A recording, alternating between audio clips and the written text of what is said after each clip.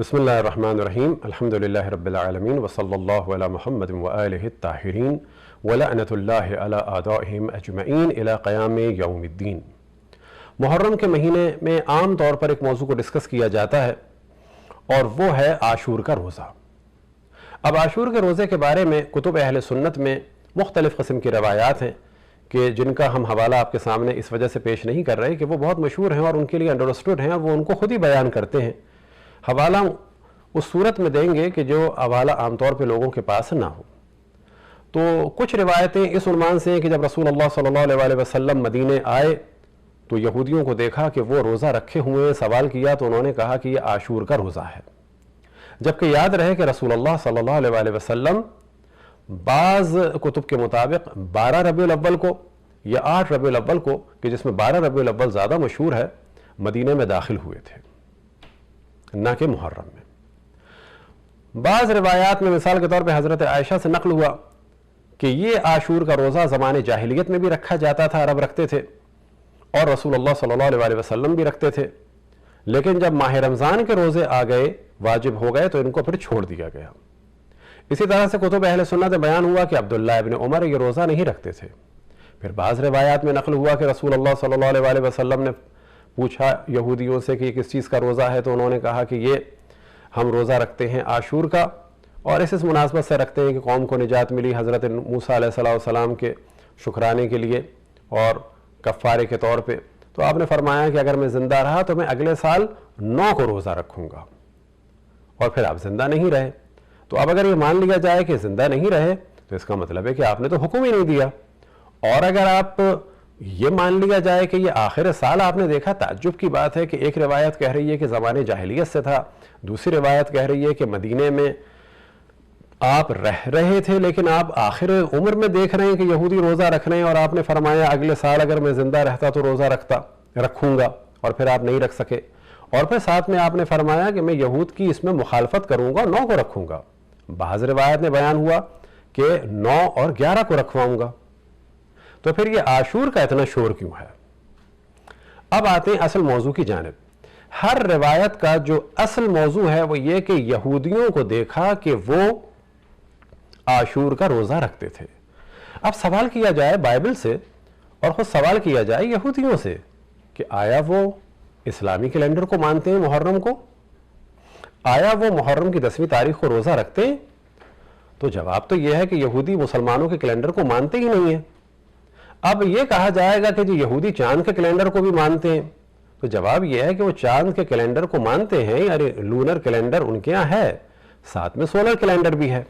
لیکن جو اصل موضوع ہے چائنا والوں کی طرح وہ سولر اور لونر کیلنڈر کو ملا کے چلاتے ہیں، اور ایسے کیلنڈر کو کہا جاتا ہے لونی سولر۔ اب یہ لونی سولر کیلنڈر کیسا ہے کہ دنوں کی تعداد جو ہے وہ چاند کے حساب سے ہوتی ہے، لیکن سال کی مقدار جو ہے وہ سورج کے حساب سے ہوتی ہے۔ بس کیونکہ چاند کے مہینے میں 10 دن کم ہوتے ہیں سورج کی نسبت سے، اور پھر یہ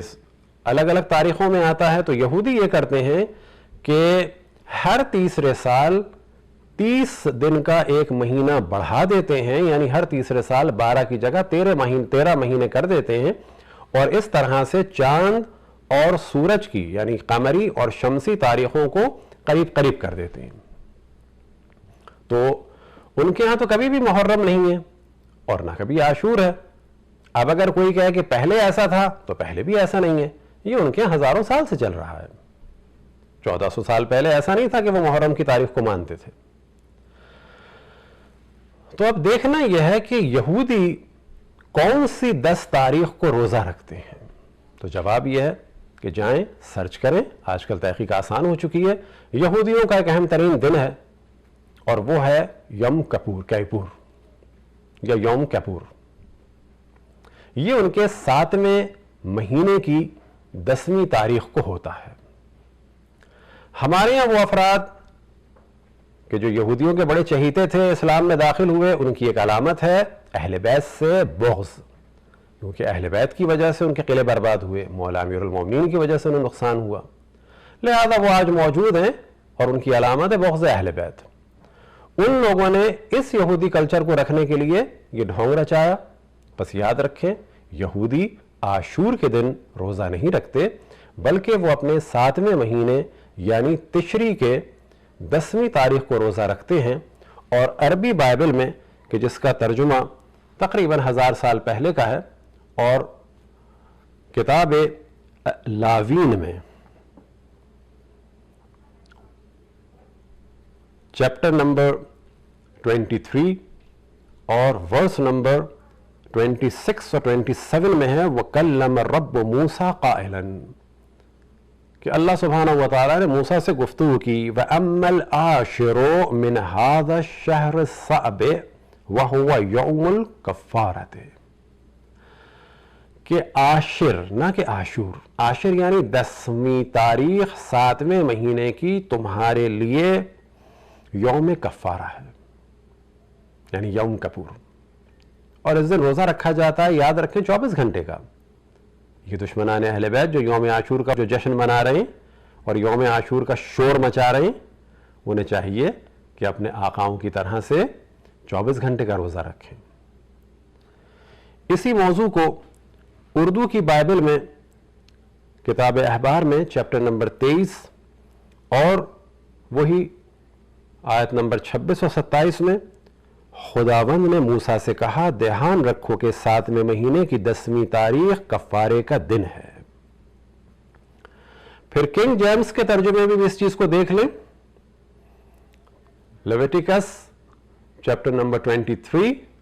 اور ورس نمبر 26 اور 27، And the Lord speak unto Musa also on the 10th day of this 7th month، تو یہاں پر بھی 10ویں تاریخ 7ویں مہینے کی۔ اب گوگل میں جا کے آپ سرچ کر سکتے ہیں، تحقیق کا دائرہ آسان ہو گیا ہے، آپ جا کے اردو گوگل میں لکھیں یوم کپور تو سب کچھ آ جائے گا۔ مثال کے طور پہ یوم کپور میں واضح آ جاتا ہے کہ عبرانی سال کے 10ویں دن یوم کپور منایا جاتا ہے، یہ عموماً سپٹمبر یا اکتوبر میں آتا ہے۔ عشرہ توبہ کے اختتام پر ایک لمبا روزہ ہوتا ہے جو یوم کپور کی شام سے سورج ڈھلنے پر شروع ہوتا ہے اور اگلے دن سورج کے غروب پر کھولا جاتا ہے۔ تو کسی کو بہت شوق ہے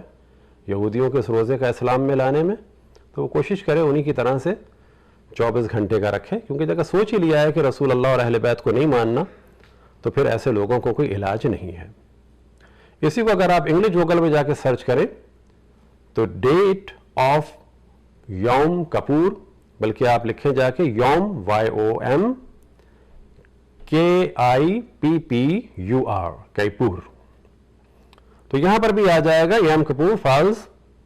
H year on the 10th day of the Jewish month of Tishrei, کہ یہ تشری مہینے یعنی 7ویں مہینے کے 10ویں تاریخ میں آتا ہے۔ اسی طرح سے یہ ذہن میں رکھیں کہ یہ حوالے ہم اختصار کی وجہ سے فقط ایک ہی چیپٹر کے دے رہے ہیں، لیکن بائبل میں 3 جگہ بیان ہوا ہے، اردو کا ایک اور حوالہ بھی دے دیں،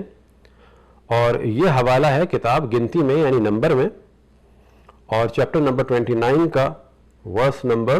7 ہے، آیت نمبر 7، 7ویں مہینے کی 10ویں دن ایک خاص اجلاس ہوگی، اس دن تم روزہ رکھو گے اور تم کوئی کام نہیں کرو گے،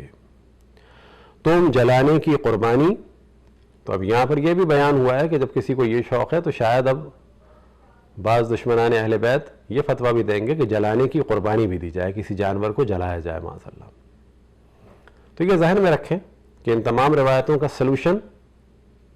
یہ ہے کہ خود دیکھا جائے کہ یہودی کب روزہ رکھتے ہیں۔ یہودی کبھی بھی محرم کی 10 تاریخ کو روزہ نہیں رکھتے،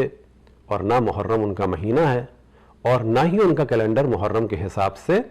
چلتا ہے۔ ہماری گزارش ہے ان دشمنان اہل بیت سے کہ وہ اس قسم کے جھوٹے حربوں سے عالم اسلام کو تقسیم نہ کریں۔ اب اس جانب بھی توجہ رہے کہ یہ یوم کپور جو ہے 2016 میں آیا تھا 12 اکتوبر کو، اور اس سال یہ وہابیوں کے لیے، ان بغض اہل بیت والوں کے لیے شاید خوشی کی خبر ہو کہ اس سال یوم کپور آ رہا ہے 29 یا 30 سپٹمبر کو دنیا کے مختلف علاقوں کے حساب سے۔ تو اس سال تو کہا جا سکتا ہے کہ دشمن اہل بیت کی لاٹری کھل گئی کہ یوم کپور اور قتل امام حسین کا دن ایک ساتھ ہو گیا۔ اگلے سال کو بدھ کے دن سپٹمبر 19 یا 20 کو آئے گا۔ تو یاد رکھیں کہ یوم کپور کا دار و مدار لونی سولر کیلنڈر پہ ہے، جو ہمیشہ سپٹمبر یا اکتوبر میں یہ دن پڑتا ہے۔ اس کا کوئی تعلق جو ہے کہ جو صوم عاشور کا موضوع، عاشور کے روزے کا موضوع یہودیوں کا ہے، اس کا کوئی تعلق محرم سے اور عاشور سے نہیں ہے، بلکہ عربی بائبل کے مطابق عاشر ہے، یعنی 10واں دن من السابع، یعنی 7ویں مہینے کا 10واں دن۔ خداوند تبارک و تعالیٰ سے دعا ہے کہ دشمنان اہل بیت علیہ السلام کے شر سے تمام مسلمانوں کو، شیعہ سنی کو محفوظ رکھے۔ خصوصاً ہماری گزارش ہے اہل سنت بھائیوں سے کہ اپنے ان بعض نام نہاد ملاؤں کی باتوں میں نہ آئیں۔ یہ ایک یہودی روزہ ہے اور اس کی تاریخ ہم نے بیان کر دی، جا کے اس کو سرچ کریں اور ان سے جا کے سوال کریں کہ یہودی کبھی بھی محرم کی 10 تاریخ کو روزہ نہیں رکھتے۔ اگر رکھنا ہے کسی کو تو ان کے کیلنڈر کو جا کے فالو کریں۔ اسلام کا، رسول کی آل کا پیچھا اور ہمارا پیچھا چھوڑیں، اپنے آقاؤں کے حکم کے مطابق آپ کو جو کرنا ہو کریں۔ وصلی اللہ علی محمد وآلہ الطاہرین۔